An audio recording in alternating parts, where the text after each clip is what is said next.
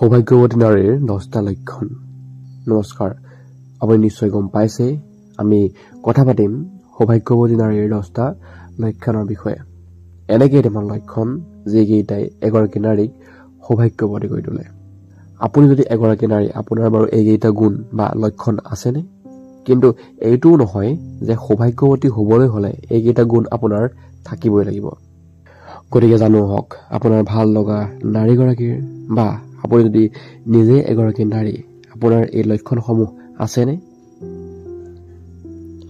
আপুনি চাই আছে আমাৰ ইউটিউব চেনেল চাইলেণ্ট মাইণ্ড 0.1। গতিকে বলক এতিয়া আমি ভিডিঅ'ৰ মাজলৈ আগবাঢ়ি যাওঁ।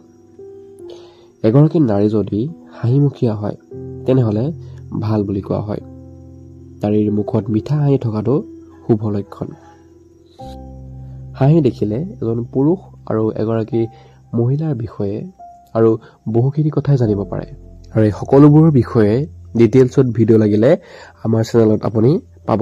গতিকে এতিয়ালৈ যদি আপুনি আমাৰ চেনেলটো ছাবস্ক্ৰাইব কৰা নাই তেনেহ'লে চেনেলটো ছাবস্ক্ৰাইব কৰি ল'ব আৰু নটিফিকেশ্যন বেলটো অন কৰি ৰাখিব।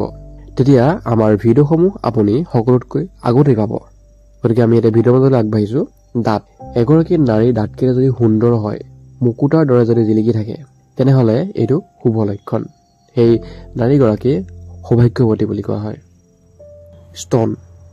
এগৰাকী নাৰীৰ স্তনৰ আকৃতি যদি সুন্দৰ হয়, বাহুৰ সমান বহল, সুন্দৰ আৰু ডিঙিৰ পৰা সামান্য বাহুৰ ফালে ঢাল খোৱা হয় তেনেহ'লে শুভ।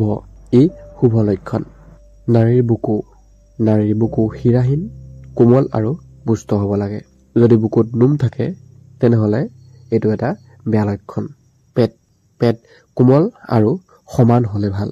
পেটৰ ওপৰ ফালে বহল আৰু কঁকালৰ ওচৰত সৰু হ'লে ভাল। নাভি। যদি এগৰাকী নাৰীৰ নাভি গভীৰ আৰু গোলাকাৰ হয় তেনেহ'লে ই শুভ লক্ষণ।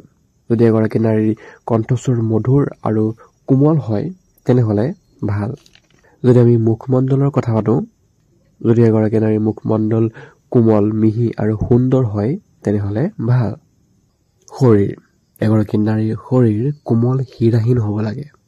নাৰীগৰাকীৰ ভৰি শকত, কোমল, মিহি আৰু শিৰাহীন হ'লে ভাল। এগৰাকী নাৰীৰ এইসমূহ শাৰীৰিক গঠন আৰু লক্ষণৰ পৰা এগৰাকী সৌভাগ্যৱতী নাৰী হয় সেই কথা জানিব পৰা যায়।